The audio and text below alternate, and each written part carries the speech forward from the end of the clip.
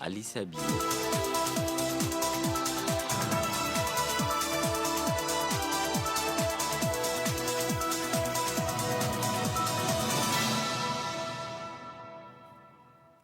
C'est la grande édition du soir, mesdames et messieurs, bonsoir, la une de l'actualité. Le ministère du Budget a organisé ce matin un atelier portant sur la restitution d'un rapport rédigé afin d'optimiser le fonctionnement du département. Et après l'Argentine et le Chili, Olaf Scholz est arrivé au Brésil hier pour conclure sa tournée latino-américaine. Le chancelier allemand a annoncé une aide de 200 millions d'euros pour des projets environnementaux. Bienvenue à tous. Le Premier ministre Abdelkader Kamel Mohamed a reçu ce matin dans ses bureaux une délégation de l'institution régionale de l'administration de Lille, conduite par le ministre du Travail, Omar Abdi Saïd. Les discussions ont porté sur la formation qui a démarré en début de semaine à l'INAP au profit de ces derniers. Eh bien, cette formation qui a été dispensée par l'institution régionale de l'administration de Lille en France s'étalera sur plusieurs mois où les agents de l'administration djiboutienne vont acquérir des compétences techniques, le renforcement de capacités, le management des ressources et la transmission des connaissances. Était présent à cette entrevue le directeur de l'INAP, Shermak Idriss, la chargée d'affaires de l'ambassade de France à Djibouti, le chef du cabinet du Premier ministre, Ali Silay, et la directrice de la communication, Madame Choukri Ali, le conseiller technique en communication du ministre du Travail, Khadir Omar Kalinle. Le ministre de l'Intérieur, Saïd Nou Hassana, dans le cadre des élections législatives, a fait une déclaration portant dans ce sens. Nous avons réceptionné au ministère de l'Intérieur, dans la journée du jeudi 26 janvier, et ceci jusqu'à 22 heures, les dossiers du groupement politique UMP, Union pour la majorité présidentielle, celui du parti politique UDJ, Union pour la démocratie et la justice, celui du groupement politique AMAD, Alliance des mouvements pour l'alternance démocratique, ainsi que celui du parti politique CDU, Centre démocrate unifié. À cet effet, un récépissé provisoire leur a été délivré. Dans les journées du vendredi 27 et samedi 28 janvier, la commission d'éligibilité chargée de la vérification des dossiers a examiné tous les documents. C'est ainsi que le dimanche 29 janvier 2023, à midi, l'ensemble des partis politiques et groupements politiques légalement constitués ont été invités au cabinet du ministre de l'Intérieur pour être informés des pièces manquantes à leur dossier et recevoir par la même occasion la notification écrite pour compléter leur dossier et ramener le quitus du Trésor pour la somme de 500 000 francs par candidat, et ceci dans un délai de 24 heures. Dans la journée du lundi 30 janvier, à 11 heures, le groupement politique UMP, Union pour la majorité présidentielle, a complété son dossier et a ramené le quitus du Trésor pour l'ensemble de ses candidats. Par la suite, le parti politique UDJ, Union pour la démocratie et la justice, est venu à son tour à midi pour compléter son dossier et ramener le quitus du Trésor pour l'ensemble de ses candidats. Quant au groupement AMAD, Alliance des mouvements pour l'alternance démocratique, ce groupement politique s'est présenté au cabinet du ministre de l'Intérieur à 16h45 ce même lundi, dans l'intention, bien sûr, de compléter son dossier. Mais, après moult discussions avec la commission, cette dernière a fait le constat du manque de certains documents, ainsi que le non-paiement de la caution de 500 000 francs par candidat auprès du trésorier payeur national. Enfin, concernant le parti politique CDU, Centre démocrate unifié, la commission a constaté que ce parti ne s'est pas présenté au ministère de l'Intérieur. En conclusion,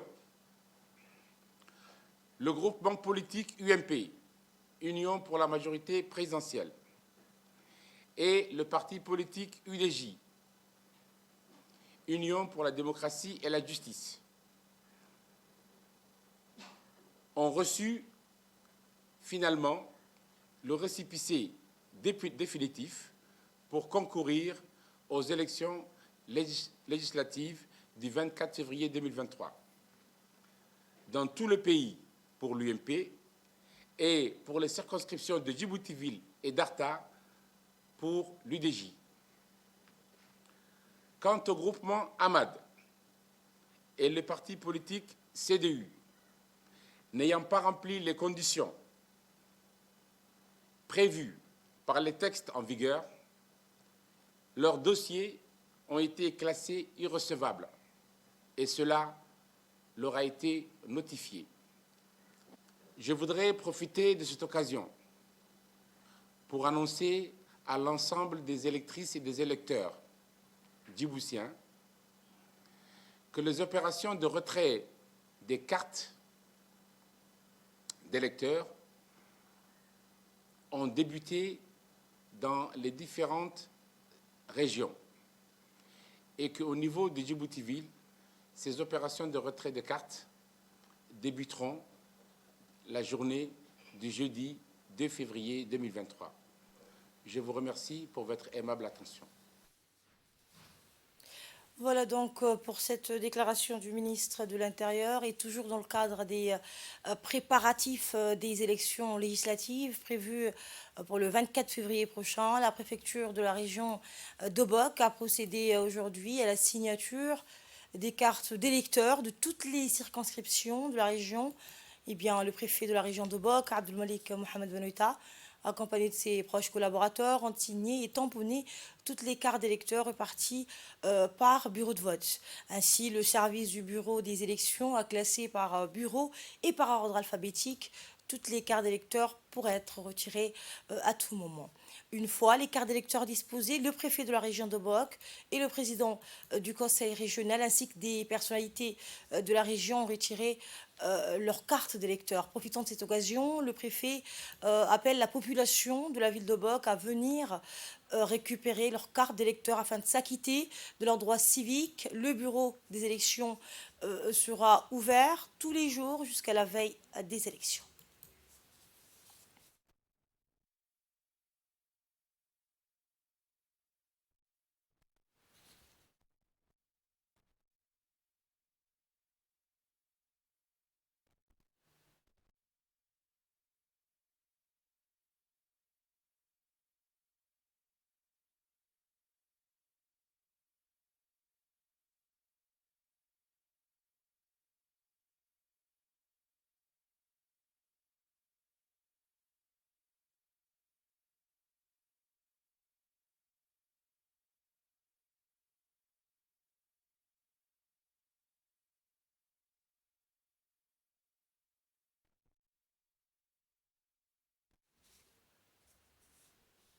Dans le reste de l'actualité, le ministère du Budget a organisé ce matin au Palais du Peuple un atelier de réflexion sur la restitution d'un rapport rédigé pour optimiser le fonctionnement du département ministériel en vue d'une éminente réforme lancée officiellement par le ministre du Budget, Ismaël Ibrahim Roble. Les travaux de cet atelier a réuni l'ensemble des hauts cadres responsables des différentes institutions sous tutelle et experts internationaux du consortium GSM-EIMG.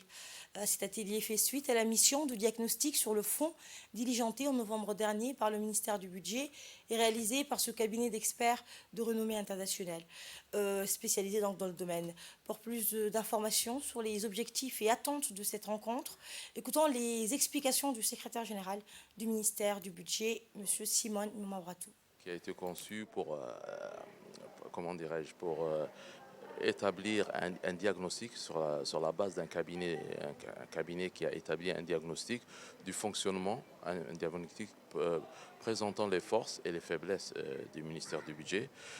L'idée est venue que le ministère du Budget, qui est au centre de la stratégie de développement du pays et gardien de la gestion des deniers publics, se doit d'être outillé aussi bien en outils d'information technique, en procédures, en ressources humaines, pour permettre d'affronter les nouveaux défis de développement et accompagner surtout la stratégie de développement du gouvernement qui consiste à créer un cadre macroéconomique approprié pour accompagner cette stratégie de croissance. Cet exercice aujourd'hui de brainstorming, de débat, de discussion et d'échange a pour but donc de voir ensemble qu'est-ce qui ne va pas et qu'est-ce qu'on pourrait améliorer et les points sur lesquels on pourrait améliorer les pistes de réforme et les moyens nécessaires pour améliorer. Écoutons cette fois un extrait du discours du ministre du Budget. À la demande du ministère, il a été confié au cabinet d'experts de conduire une mission de diagnostic du ministère et de proposer par la suite des pistes pour renforcer la position centrale du ministère dans la gestion des ressources publiques et l'instauration d'un environnement macroéconomique favorable à la stratégie de développement mise en œuvre par le gouvernement. Celle-ci visant à transformer le pays en un hub commercial et logistique de la région. Une croissance forte et continue dans laquelle se trouve engagé notre pays depuis ces 2 dernières décennies. C'est pourquoi il nous a semblé primordial de diagnostiquer les forces et les faiblesses de notre système de gestion des finances publiques pour pouvoir s'engager sur un vaste chantier de réformes visant aussi bien l'optimisation du fonctionnement du ministère à travers l'interopérabilité entre les services, la bonne circulation de l'information et la dématérialisation des procédures de gestion, mais aussi le renforcement du cadre institutionnel et le renforcement des capacités. L'occasion aujourd'hui nous est donc offerte pour débattre, échanger, se concerter de manière franche, loyale et sincère des atouts et des contraintes, mais aussi des perspectives de réforme pour permettre au ministère du Budget de restaurer les conditions macroéconomiques et s'inscrire dans le sillage de la stratégie du développement du gouvernement.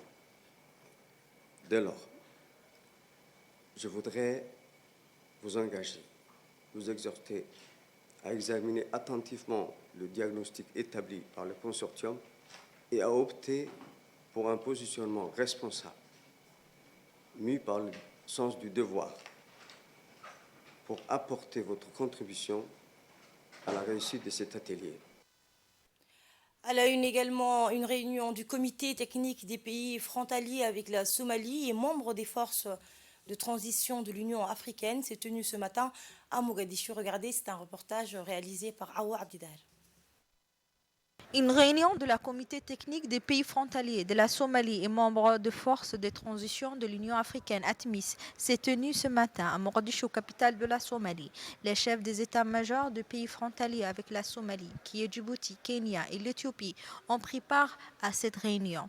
Plusieurs chefs d'état-major et de hauts responsables militaires ont participé à cette réunion, notamment les chefs d'état-major des armées djiboutiennes, général Zekri et Cheikh Ibrahim, et de hauts officiers militaires de Djibouti, ainsi que le chargé des affaires de l'ambassade de Djibouti en Somalie, M. Mohamed Ibrahim Youssouf, a pris part à cette réunion, dévolue au lancement d'un cap nouveau de collaboration sécuritaire entre la Somalie et les pays contributeurs des forces armées dans son pays. Le sommet de demain a pour objectif d'approuver les principes d'un engagement plus offensif des contingents de l'ATMIS dans le combat contre le groupe terroriste d'Al-Shabaab.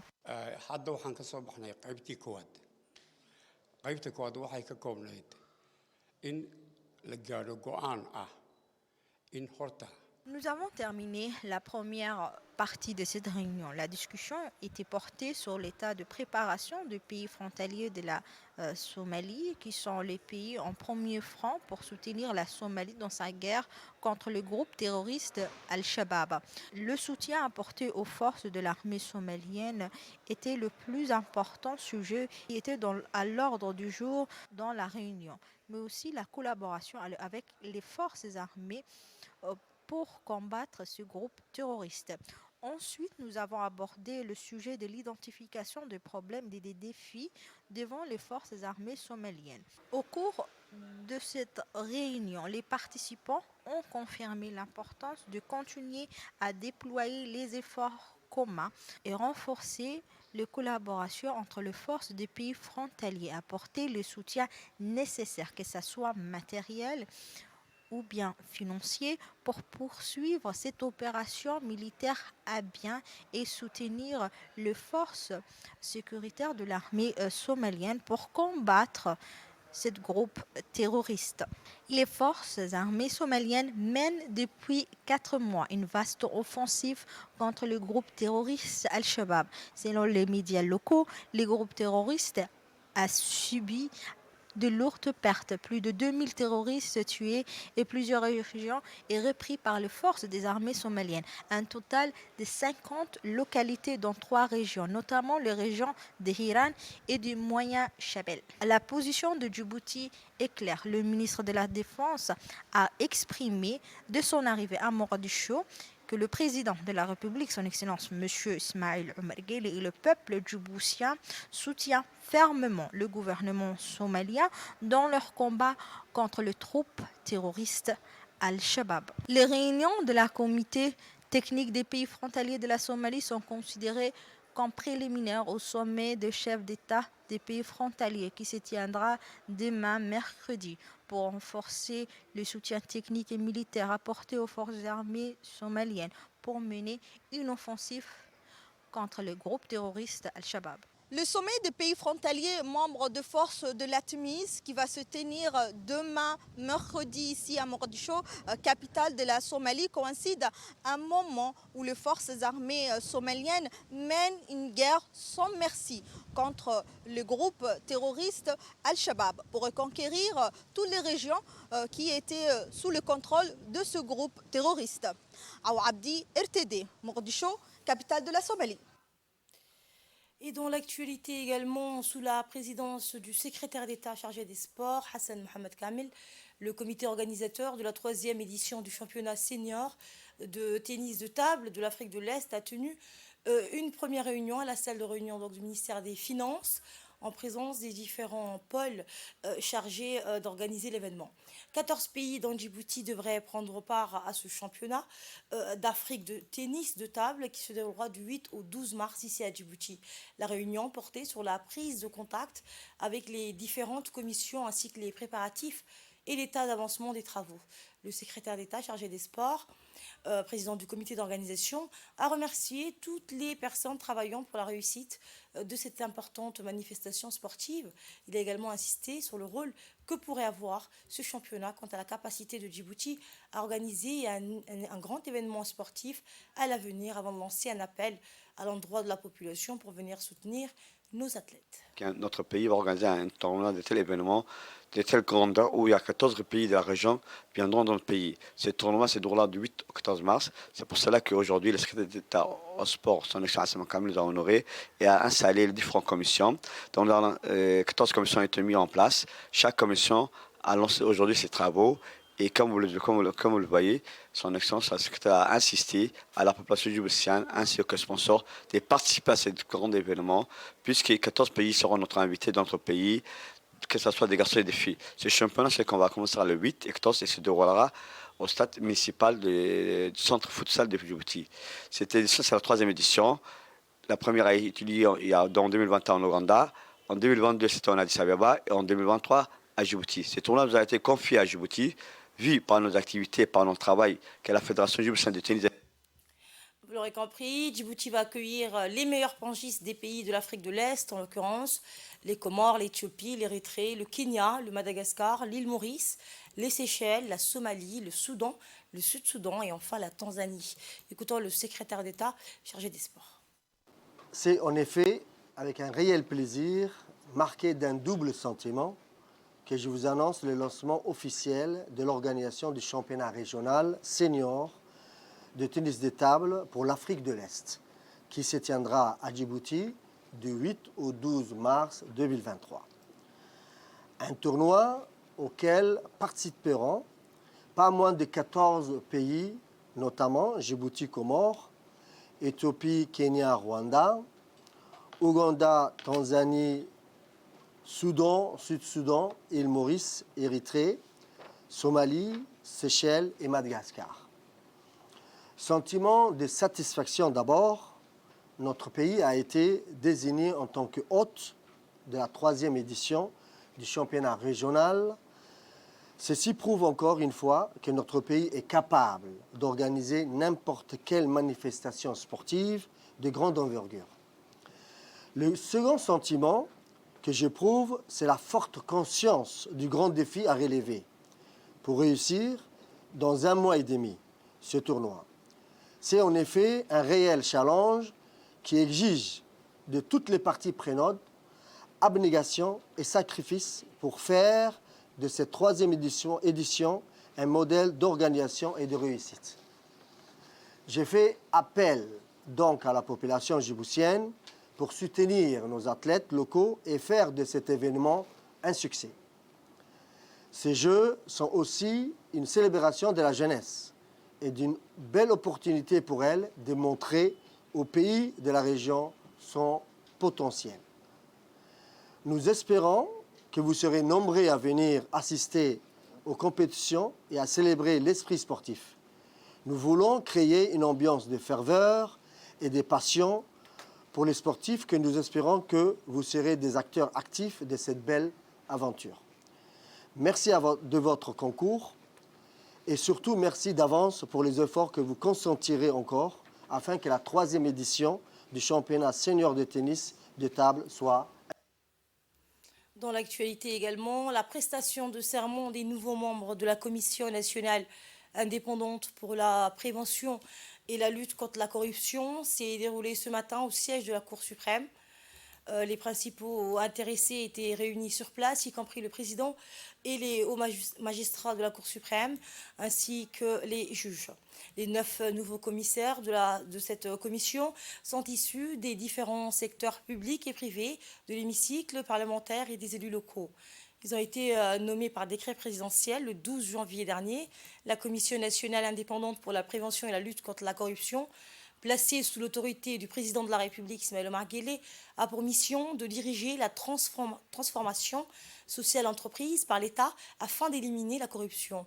Les membres de la commission, présidée par Mme Badria Zakaria Cheikh Ibrahim, se sont engagés à incarner l'exemplarité citoyenne et républicaine en agissant avec fidélité, loyauté, équité, impartialité et en gardant secret les délibérations durant leur mandat.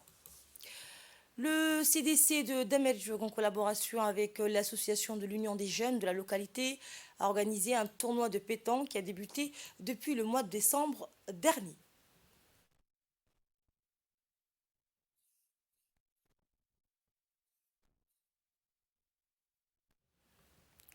Eh bien, ce tournoi a mis en lice 12 équipes issues de la sous-préfecture de Dameljog. C'est donc dans l'après-midi d'hier que s'est déroulée la finale en présence des autorités de la région, à savoir le sous-préfet, la vice-présidente du conseil régional d'Arta, le directeur des régions du ministère de la Jeunesse et de la Culture et le directeur de l'insertion économique des jeunes. Les joueurs des équipes finalistes ont démontré, donc les finalistes ont démontré leur savoir technique, tactique en matière de pétanque. Le tournoi s'est donc clôturé par la remise des médailles et des trophées. Les responsables de la région ont rendu hommage à la ministre de la Jeunesse et de la Culture pour toutes les actions entreprises en faveur des habitants de Dameljog.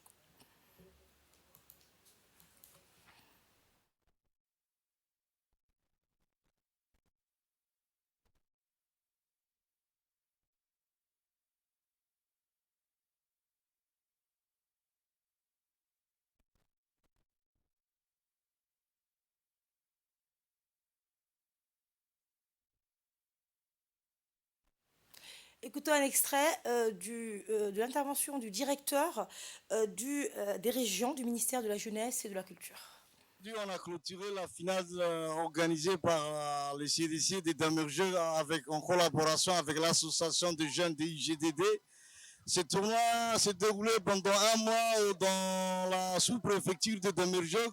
Et on remercie tous les participants de ce village qui ont participé massivement à ce tournoi qui a été une grande réussite. Et on n'exclut pas de remercier la ministre de la Jeunesse, Dr Ibo Moumin Assoué, qui a donné un appui aux associations de cette localité pour la réalisation de cette activité. Et nous restons toujours au sud du pays où le club des jeunes entrepreneurs de la ville d'Ali Sebi a clôturé le projet régional pour le développement des femmes établies dans le secteur de Brousse de Abolé. Les membres de cette junte féminine ont bénéficié d'une formation de renforcement de leurs capacités sur les techniques de plantation de l'agriculture maraîchère et des arbres fruitiers. Eh bien, cette formation préliminaire sur les techniques de l'agriculture donnée par l'agriculteur de Assamo, Daheropsi, a été prodiguée durant 3 mois par les membres du club des jeunes entrepreneurs de la ville. Ce projet s'inscrit dans le cadre d'un programme ambitieux de financement des projets de développement sociaux émanant ou proposés par les groupements civils féminins. Il bénéficie de l'appui financier de la représentation diplomatique française dans notre pays. Le projet vise à promouvoir les moyens de subsistance en milieu rural, développer les compétences et soutenir les processus de commercialisation en permettant l'accès des femmes au financement et aux services non financiers tout en renforçant la gestion de projet.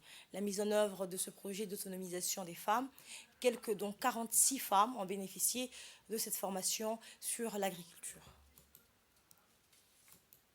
À Obok cette fois, où un atelier portant sur les activités du projet de préparation des plans détaillés d'aménagement pour les zones d'extension, pour l'habitat et les plans de restructuration et réalignement des quartiers précaires de la ville au conseil s'est tenu donc au conseil régional d'Obok.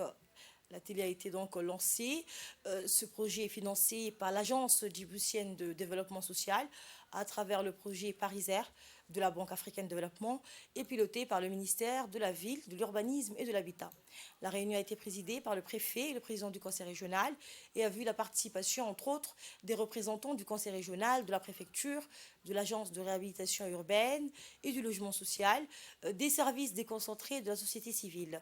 L'équipe des consultants d'une société italienne, Keos, un cabinet international spécialisé dans la planification et l'urbanisme, piloté par le chef de mission, Raphaël Gorju, a introduit les intervenants aux objectifs et à l'approche technique du sujet et de ce projet. Une discussion élargie portant sur les problématiques de la ville et les attentes de la population face aux défis du développement durable. Et à cet effet, les échanges ont été fructueux. Nous aider à mieux comprendre quels sont les besoins de la ville pour produire des plans qui soient efficaces pour le développement futur. Merci. On est là aujourd'hui au nom du ministère de la Ville, de l'Urbanisme et de l'Habitat sur l'étude de l'élaboration des plans détaillés de l'aménagement du territoire. Bien sûr, aujourd'hui, on est à la ville de Bok. On commence le lancement de l'étude portant l'élaboration des plans détaillés d'aménagement urbain des chefs-lieux. notamment ici au Bok. Écoutons à présent les interventions donc, successivement du préfet et du président du conseil régional de la ville d'Obok. Pour tenir cet atelier, nous avons avec nous le représentant du ministère de la Ville, de l'Habitat et de l'Urbanisme, représenté par la direction d'aménagement du territoire de l'urbanisme et Arulos. Nous avons également avec nous le cabinet Chaos qui va travailler sur ce plan-là, mais également l'agence djiboutienne de développement social. Et pour faciliter ces échanges, nous avons convié la société civile, les représentants du ministère déconcentré, les élus locaux, le représentant de la préfecture, donc l'urbaniste et en tout cas toutes les personnes qui sont là pour nous aider à mettre en place ce travail-là. Je rappelle qu'en 2016, un schéma directeur avait déjà été donc, élaboré et maintenant ce travail rentre dans la suite logique. Pour nous, collectivités qui venons de réactualiser les plans de développement régional de Bok, c'est un programme qui tombe à point nommé, c'est très intéressant.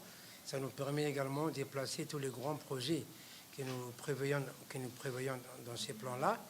Les échanges seront donc intéressants et je remercie donc les cabinets, les ministères qui sont venus pour faire ce travail. Ces plans, qu'est-ce qu'il permettra? Les plans détaillés d'aménagement nous permettra non seulement d'apporter des réponses, mais de nous projeter dans le développement de la ville de Hayou et de nous aider à attirer aussi les investisseurs.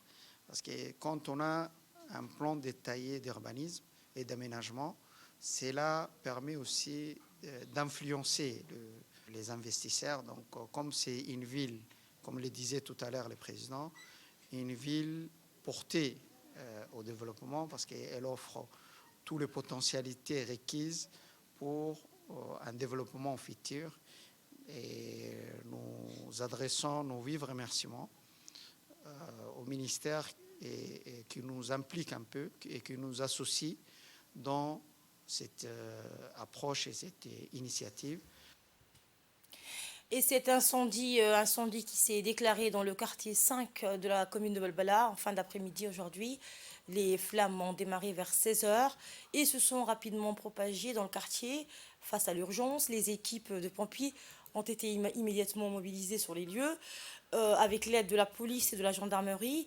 Elles ont travaillé rapidement pour maîtriser l'incendie et éviter d'autres dégâts.